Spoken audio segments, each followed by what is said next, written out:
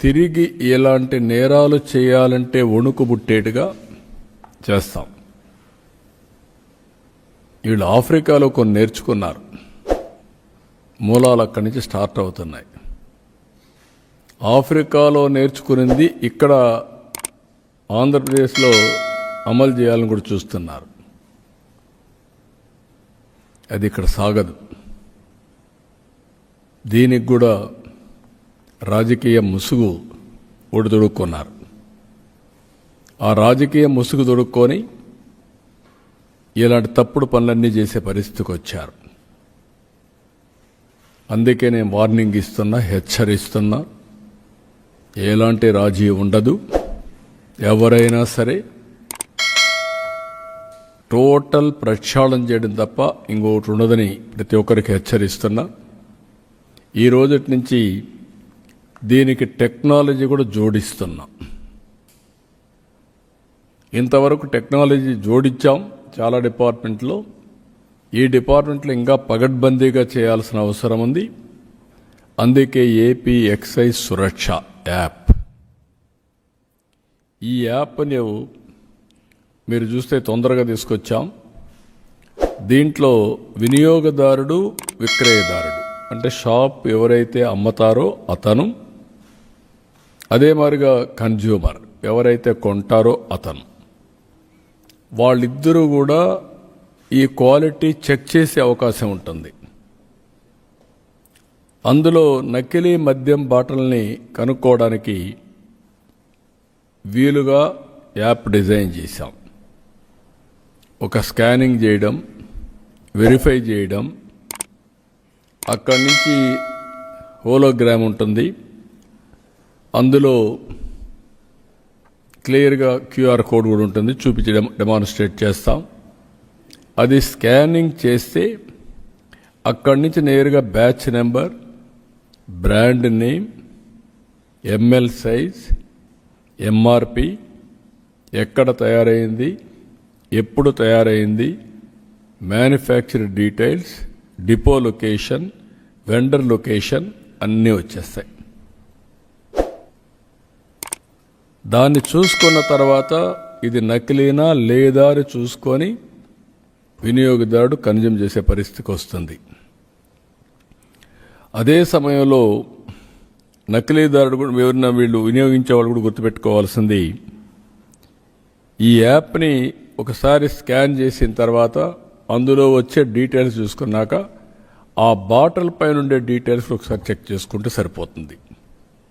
Precaution కింద bottle పైన details ఉంటాయి, యాప్లో క్లౌడ్లో డేటా ఉంటుంది, ఆ డేటా దీనికి ఇంటిగ్రేట్ అవుతుంది.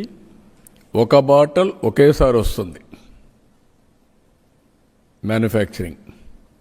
ఆ మ్యానుఫ్యాక్చరింగ్ అయిన తర్వాత నేరుగా వినియోగదారుడు చెక్ చేసుకుంటే చాలా క్లియర్గా ఉంటుంది.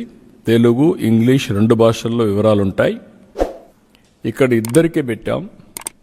మద్యం బాటిల్లో రిటైల్ షాప్ కూడా ఒకసారి స్కాన్ చేసి అమ్మాల. అంటే ఒకసారి షాప్ అతను అమ్మితే నువ్వు అమ్మేసావని లెక్క. అదే సమయంలో వినియోగదారుడు ఒకసారి తీసుకున్న తర్వాత టెస్ట్ చేసుకోవాలంటే టెస్ట్ చేసుకోవచ్చు.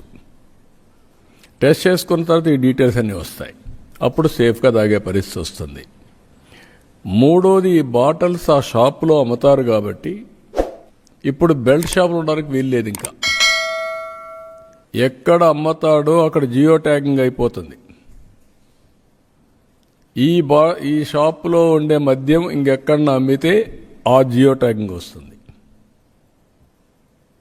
కాబట్టి ఇక్కడే అమ్మాలి. ఇక్కడ అమ్మినప్పుడు అక్కడ కూడా వాళ్ళకు వెసులుబాటు ఇవ్వడానికి రోడ్డు మీద తాగి లేనిపోని న్యూసెన్స్ ఉందని ఈరోజు పక్కనే పర్మిట్ రూమ్ ఇచ్చాం. దాని డబ్బులు కట్టుకుంటూ అక్కడే తాగేదానికి అవకాశం ఇచ్చాం. అక్కడే తాగొచ్చు, వెళ్ళిపోవచ్చు న్యూసెన్స్ లేకుండా. అదే సమయంలో ఇక్కడ తీసేపోయి వేరేది ఇక్కడ అమ్మితే కూడా నేరం. I'm very clear on that. కాబట్టి ప్రతి ఒక్క వినియోగదారు ఎవరైతే అమ్ముతాడో అమ్మే వ్యక్తి దీన్ని స్వాప్ చేసుకుంటాడు. ముందు స్వాప్ చేస్తే ఆ షాప్ నుంచి అది అమ్మేసినట్లు లెక్క. ఎవరైతే కొంటాడో అతను కొన్న తర్వాత ఒకసారి స్వాప్ చేసుకొని ఏ బ్యాచ్లో వచ్చింది ఆ డీటెయిల్స్ చూసుకునే అవకాశం వస్తుంది. ఆ డీటెయిల్స్ చూపిస్తాం మీకు. అప్పుడు ఇంకా డౌట్ లేదు, పలాని రోజున మ్యానుఫ్యాక్చరింగ్ టైం కూడా ఉంటుంది దాంట్లో. మ్యానుఫ్యాక్చరింగ్ డే, టైం, బ్యాచ్, అదే మరి ఏ మ్యానుఫ్యాక్చరర్, ఏ ప్లేస్లో మ్యానుఫ్యాక్చర్ చేశారు, ఎవ్రీథింగ్ ఉంటుంది. ఇంకా ట్రేసబిలిటీ అండ్ సర్టిఫికేషన్ రెండు ఉంటాయి. ఐఎమ్ టెల్లింగ్, సర్టిఫికేషన్ అంటే క్వాలిటీ సర్టిఫికేషన్, ట్రేసబిలిటీ అంటే ఎక్కడి నుంచి వచ్చింది. ఇది ఇక్కడ అమ్మకుండా వేరేది ఇక్కడ అమ్మితే నువ్వు ఎందుకు అమ్మావు, నువ్వు అమ్మాల్సింది ఆ షాప్లో, అది కూడా జియో ట్యాగింగ్ ఉంటుంది. ఎక్కడ అమ్మావో అక్కడి నుంచి. ఇప్పుడు పెన్షన్లు ఇస్తున్నాం, మార్నింగ్ నాకు తెలిసిపోతుంది ఎక్కడి నుంచి అమ్మాడు, ఎక్కడిచ్చాడు, ఇంటి దగ్గర ఇచ్చాడా, వర్క్ ప్లేస్ అంటే నరేగా పనులు చేసి అక్కడ ఇచ్చాడా, హాస్పిటల్లో ఉంటే హాస్పిటల్లో ఇచ్చాడా, లేకపోతే వృద్ధాప్య హాస్టల్లో ఉంటే అక్కడ ఇచ్చాడా, దివ్యాంగులు ఉంటే ఎక్కడ హాస్టల్లో ఉంటే అక్కడ ఇచ్చారా, అన్ని డీటెయిల్స్ వస్తాయి. Same thing, they are eligible only to sell from shop. No belt shop is allowed. Belt షాప్లో కానీ అమ్మితే బెల్ట్ తీస్తా. I'm very clear. అందుకే ఈ యాప్ ఉపయోగపడుతుంది. అది అయిన తర్వాత ఎవరైతే వినియోగదారుడు ఉన్నాడో మీరు టెస్ట్ చేసుకోండి. ఇటీవల కాలంలో ఈ కుట్రలో భాగంగా మీరు ఒకసారి ఆలోచిస్తే శవ రాజకీయాలు చేయడం చాలా పెద్ద అలవాటు వీళ్ళకు. తండ్రి చనిపోతే 5 ఏళ్లు శవ రాజకీయాలు చేశారు.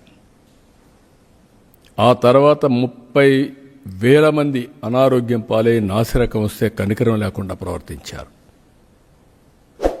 జంగారెడ్డిగూడెంలో 27 మంది చనిపోతే ఎంక్వైరీ చేయాల, టెస్ట్ చేయాల, పోస్ట్ మార్టం చేయాల. అంటే ఒక బాధ్యతారాహిత్యంగా చేసి దాన్ని కూడా శవరాజకీయాలు చేసే పరిస్థితికి వచ్చారు. ఇప్పుడు ఇది జరిగితే ఎక్కడెక్కడ చనిపోయినట్టన్ని ట్యాగ్ చేసి ఆ బ్లూ మీడియా, సోషల్ మీడియాలో పెట్టి దీనివల్ల చనిపోయారని కరోనా దీన్ని కూడా పెట్టే పరిస్థితికి వచ్చేసారు. అంటే ఒక ప్యానిక్ రియాక్షన్ క్రియేట్ చేయాలి, రాష్ట్రంలో ఒక అలజడి రావాలి, అశాంతి రావాలి, దాని మీద వీళ్ళు రాజకీయం చేయాలి, శవ రాజకీయాలు చేయాలి. అందుకే చెప్తున్నా, జాగ్రత్తగా పనిచేయండి. ఈ శవ రాజకీయాలు ఎంతవరకు పోతున్నాయంటే వీళ్ళే ఈరోజు మళ్ళీ సిబిఐ ఎంక్వైరీ కావాలంట. సిబిఐ ఎంక్వైరీ అంటే 15 ఏళ్ళు, లాస్ట్ టైం 11 కేసులు ఉన్నాయి కదా, కాలక్షేపం చేయొచ్చు. అది వీళ్ళ యొక్క ఆలోచన విధానం.